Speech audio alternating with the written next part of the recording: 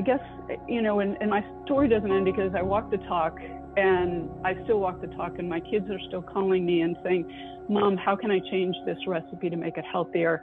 How can, I have a friend who has this issue. Here's Sheri's story. I don't even know where to start. So I'm a little older than these ladies here.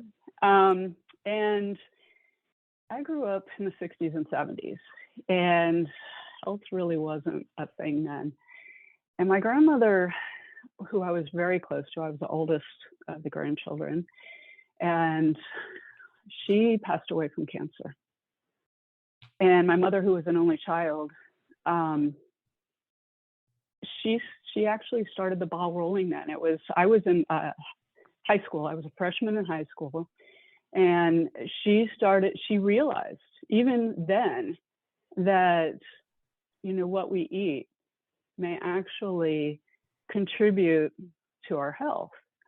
And so I was really, looking back, because it's amazing how God has weaved through all of these things and has brought me down this path. And when I look backwards, I can see where he was working in my life. And that was probably the beginning of food might have something to do with things. And so she did try to, help us eat better as a family and whatnot. And can't say that I did real well. And then I went to college. And it could probably be thrown out the window because I know there was a lot of pizza and whatnot. But I've always been an athlete. I've always, been in tune with my body and whatnot. But I got a degree, and my mother was like really surprised because she thought for sure it would be something outside and doing something in nature or something. But I picked computer science. So it's really, honestly, one of the probably least healthy fields possible. And I got made fun of when I did start changing my health by other programmers. But so, fast forward into, I got married, I had children, and I had 2 girls. And the youngest, in about 2nd grade, was diagnosed with ADHD, visual processing issues, and sensory integration. So she had a lot of issues going on. And my inclination, and her father's as well, was not to put her on medication. So we were going to try different things with her. And at that point, I was a single mother and was trying to do all the things and do the best things that I could do for my family and what I knew. And so we tried all the things. We tried occupational therapy. We tried, anything we could do to keep her off. But she was so smart.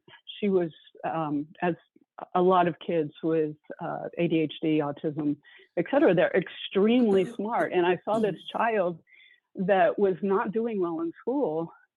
And, she would miss questions and whatnot. And I'd be like, what? And she'd be like, no, I don't know why I got that wrong. And she would tell me what the answer was.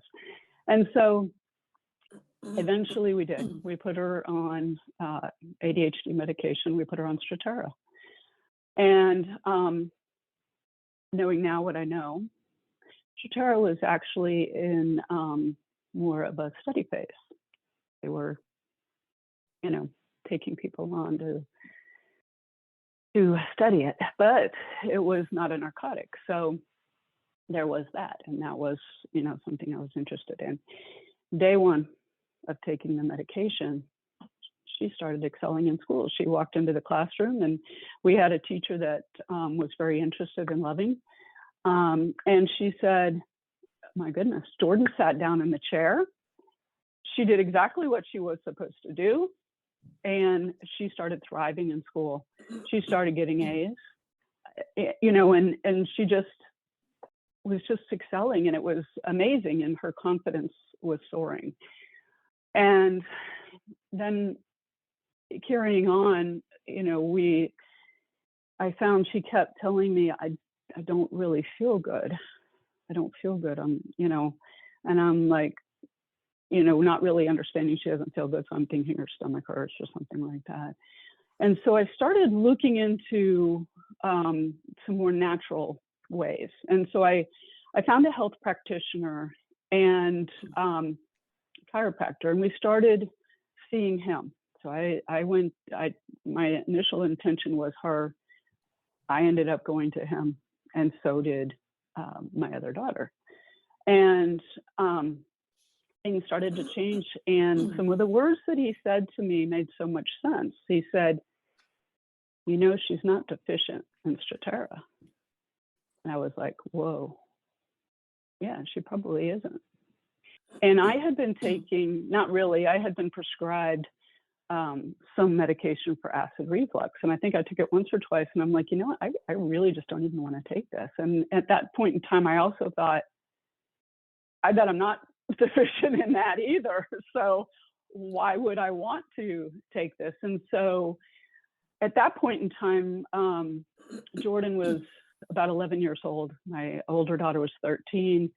And we started changing everything. And he helped get her off of the medication. We weaned her off the medication. But at the same time, I was changing, and I didn't have a whole lot of help with this. And there was dating myself. The internet was not a real resource at that point in time.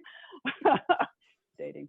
Anyway, so yeah, so we, I was working through with the diet and whatnot, and I changed my whole family's diet with kids that were 11, 13. I helped change my husband too, because I'm like, I'm not cooking for all these different people. We're going to have one meal, and, we're going to try different things. And if you don't like what we make, we can discuss it. We can say what we liked, what we didn't like. And next time we'll try it differently. But, and a lot of the things that we did was, and I love to do, is I take recipes and I make them healthier. And, so some of our favorites became healthier. And so it was, it was baby steps and making the changes and whatnot. But what is super interesting about it, and not, because I know these ladies are not going to think it's really that, but everything started changing. My husband and I were losing weight without trying. We slept better. We felt better. Our emotions were not a roller coaster. I had issues with blood sugar, and so it could drop out on me, and I had passed out before, if I didn't eat when I was supposed to eat. So that went away. I no longer had that issue anymore. And so, continuing on, so Jordan continues through middle school on the dean's list, or getting straight A's and whatnot. I think she got 1B in middle school. And then we went on to high school, and she was on National Honor Society. She was on the honor roll, got accepted into Florida State University and a couple of other universities. And so, her dad and I are like, is she going to be able to do this? Because she's no longer on medication. And is she going to be able to go away and hold it together in college and do what she needs to do? And we're like, well, we're going to give her 1 year. And Jordan graduated with a master's in 4.5 years on the dean's list with no medications. So, and I never had to take any more medications for acid reflux. In fact, I am not on any medications. Neither of us are. And we're both thriving. And so it's possible to do that. And, if I keep going forward, I can tell you I ended up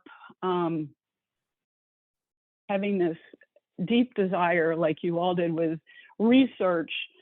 And I was listening to everything I could listen to.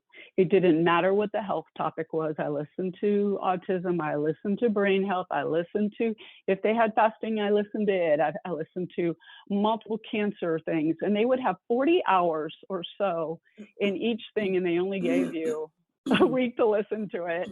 I listened to every hour of it, every time. And sometimes I would re-listen to some of them. But I was just like a sponge absorbing all of this information. And in 2014, I got a call that my mother was in the hospital and she had brain cancer. She was diagnosed with brain cancer. And I'm like, how could this be? Because that was November. And in May, we had trekked across Europe, and she dragged her suitcase because she had to, because we all had our suitcases. And my girls and I and my mom went across Europe for 2 weeks.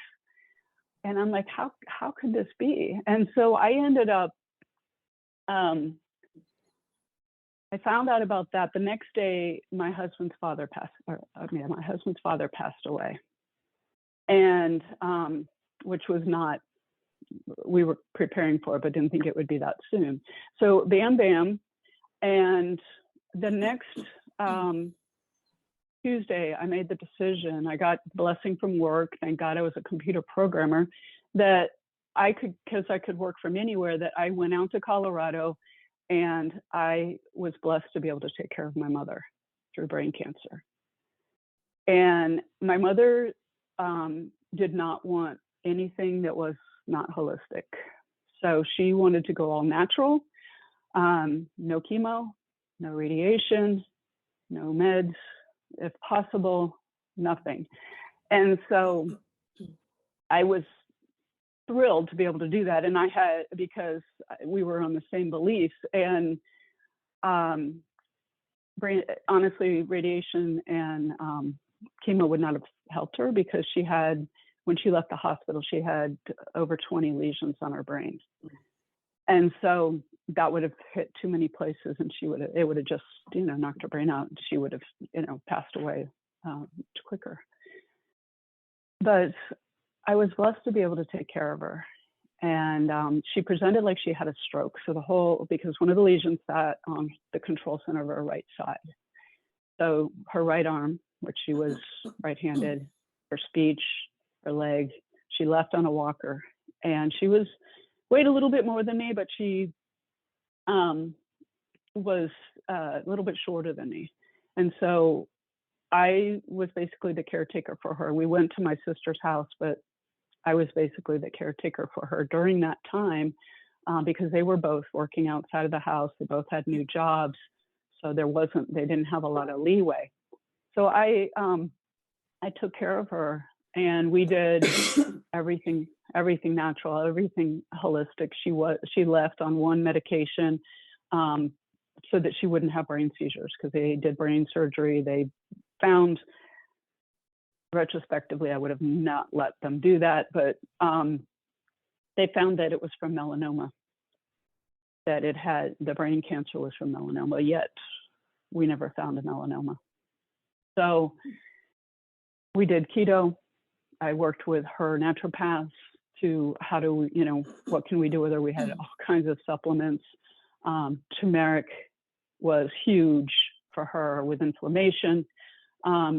We went down the route of CBD oil, and it did have THC in it. And that's a whole nother story for another day, because I was in Colorado and it was legal then. So they had, but I still felt like I was going to a drug dealer. So it was interesting. But so we did use the CBD oil. I wish we had started it earlier, because it did really help her, again, with inflammation. And she, no meds. She ended up going into a coma, and she was, for 9 days, she was in a coma. And they came and they brought the medications, and they said, they had this whole table full of medications. And I'm like, well, what are they for? And they're like, well, this is for pain. And I'm like, okay, is she in pain? And they're like, no. And I said, well, how will I know if she's in pain? Because it was morphine. And I said, well, how will I know if she's in pain? And they said, well, her face is going to scrunch up and she'll look like she's in pain. And I said, okay. And then they went through all these drugs and they tell me about this one. And they're like, so I'm like, well, what's that for? And they said, well, sometimes they get this gagging thing.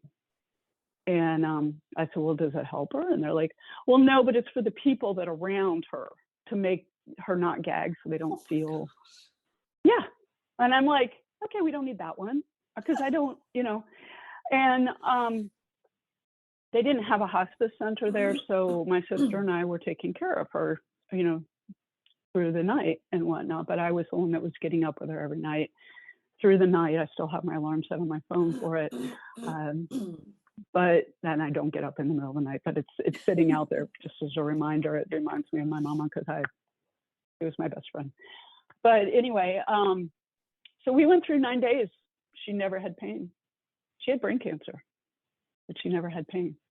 And we did give her some CBD oil along the way. And when she passed, the nurse came and he goes, I was reading about your whole story here, and never seen this before. Never seen anybody not give the medication. And I sat there and I watched him physically destroy every single medicine that they'd brought. They had to destroy it because they couldn't, morphine, you can't let that out, right? So yeah. And then, after we had her celebration of life, and she worked until the day that she was diagnosed. And she exercised as well. And I guess I should say something about that too, because if it wasn't for the fact that she had exercised and taken care of herself and eaten well already, I would not have been able to move her the way I was able to move her. And I thanked her water aerobics instructor for that, because her core was so strong, she was able to help me also. So that was a blessing.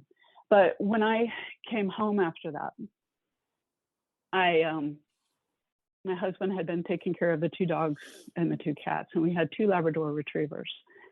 And dogs pick up emotions and they react to those things. And I'm sure I was gone and he was taking care of them. He was going through his own grief and whatnot. But one of the dogs that came home, and they were sisters, and I think they were 11 years old at that time.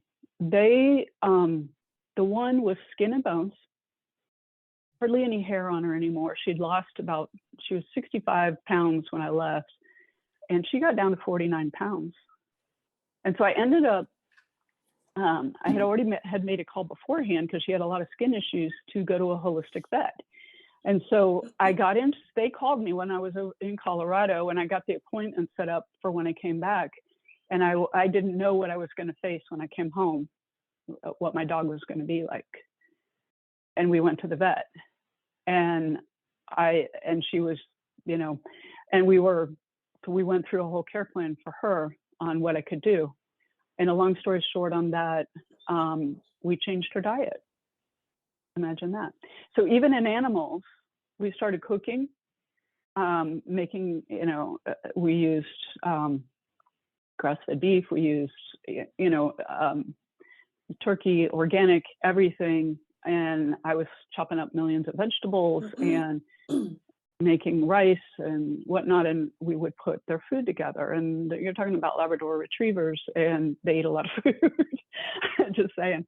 But she got better. She started healing, and her skin started getting better, and everything started changing. I mean, they did all different kinds of things with her, the chiropractic. I mean, this particular holistic person, acupuncture, all kinds of things, but the food is what was the difference, I believe, for her, and the diligence of staying on top of it because she had to.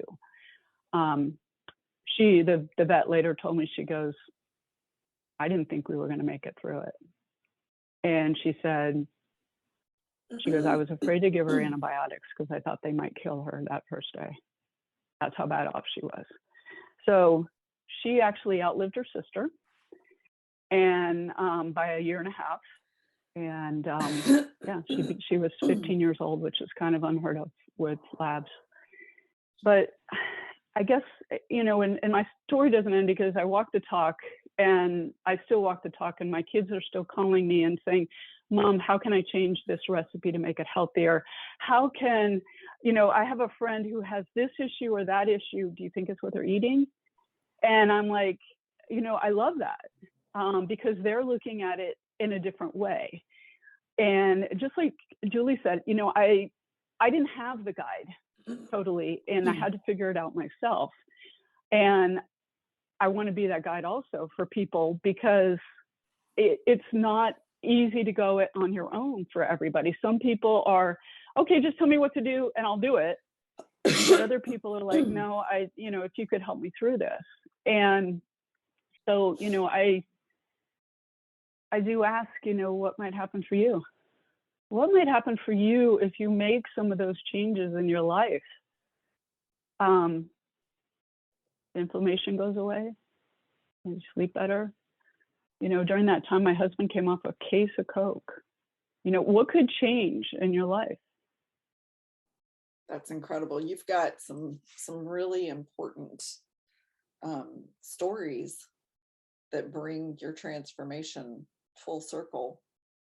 Your not your transformation, your ability full circle to, give people better lives and animals.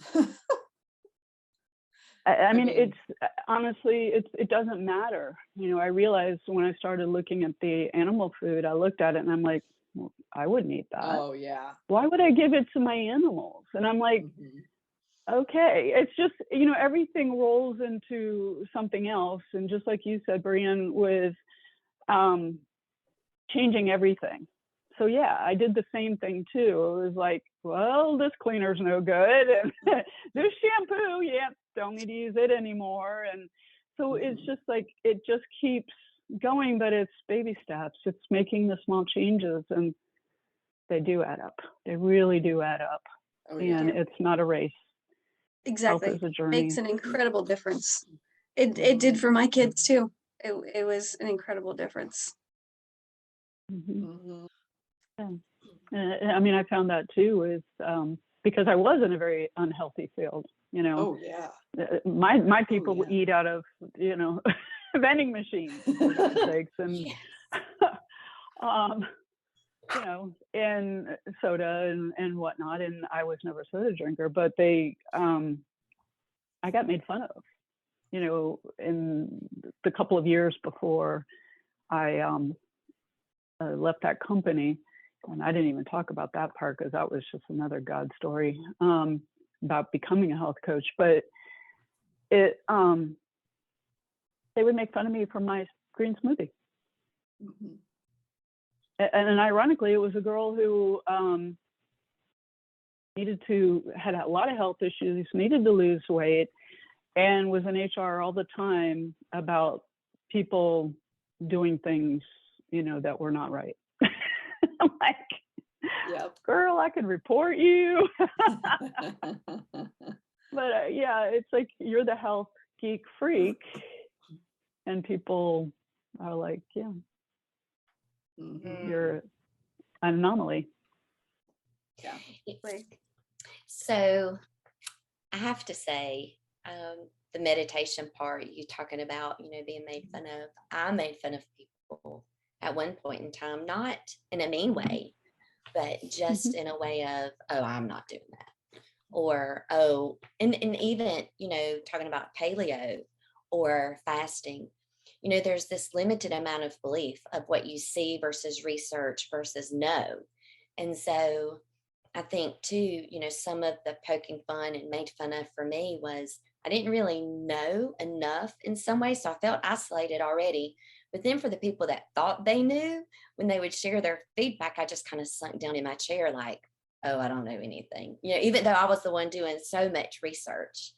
So, I don't know why that came to mind. I guess it's just, I think having a group where you can have an open heart and an open mind and just lay down all the expectations and share what you think, so that there's more of a conversation about it rather than a heated discussion, do you know, about, oh, it's okay, you don't have to do that, you know, or having some kind of like bad feeling for the desire to change. Anyway, I think that's kind of interesting. You know, is it for a diet or is it to feel better and be healthy? And they're totally separate reasons. It's not, you know, Mhm. it's to be healthy. Mhm. Yeah. But you're already skinny, so you're healthy. Oh, yeah. Oh, you're not fat. That's just You're not fat. You're another already- topic. That's Yeah. a whole You lot. don't need to lose weight. I Why are you being remember- I healthy? Here, remember have 10 looking- candy bars. Yeah. I remember in junior high school just being so jealous of this one girl because she could eat a bag of chips and never gain weight. But it's like, you know, yeah. Now I look back and I'm like, yeah, well. And I also know that she ended up with cancer, and she's still alive, but she ended up with cancer, you know, early in life. And the foods that she chose to eat probably played a part in that. So. I think about the people that didn't know. I mean, like for me, I just didn't know for so long, even though I was trying to be. So I look forward to sharing things with people that you don't know, but you're just curious to find out more. It'd be interesting to see how you grow with us, how they grow with us, you know? Yes. Exactly. I like what you said, Sheri, earlier too, about your kids knowing, you know, how to navigate their diet and how to keep their bodies healthy and stuff, because it's made a huge impact on my kids too. And they'll send me pictures of something like, Mom, is this okay? What do you think? Or, you know, where can I find this? Or they'll call me because their friend is not feeling good and they're like, what do you think? You know, or what could we, you know, recommend? What could we do? And so I love that. I love that it is spreading, you know, the health and wellness ideas. And so I'm hoping that the women who join this collective, that is what's going to happen for them too. They're going to learn how to advocate for themselves. They're going to learn about their health, and that is going to spread into their families and friends, and change the world, change people's mindset and minds, and change lives. Yes. Yeah, definitely. I mean, it's so funny because that's part of my mission statement, is that teaching somebody and it rippling out into their family and friends and beyond, because I have seen that. And it is. I think this is just the start of so many great things to come. So thank you for listening. Thank you for letting us share our stories. Thank you for letting us pour our hearts out to you. And I would just say, if there's something that touched you when you heard anything, that you share it. You know, there'll be a link, and I want you to just feel that okay to do that. We want to hear, we want to know how we can be a part of your community, to support you and pray with you, and to share the things that we've learned over the years. And this is not a one size fits all. This is a one size welcomes everybody in all shapes and all sizes. So this is a community where you come as you are. We are 100% here to pray with you, here to grow with you, and here to share with you. So please get on our email list and just sign up so that we can share with you more to come. Because I promise you, there is going to be a lot of good discussion and a lot of good things coming your way. So I wish you all the best, and we will see you soon. Talk later. Bye. Thank you so much for joining us for Sheri's Story. To hear Leanne's, click episode 4.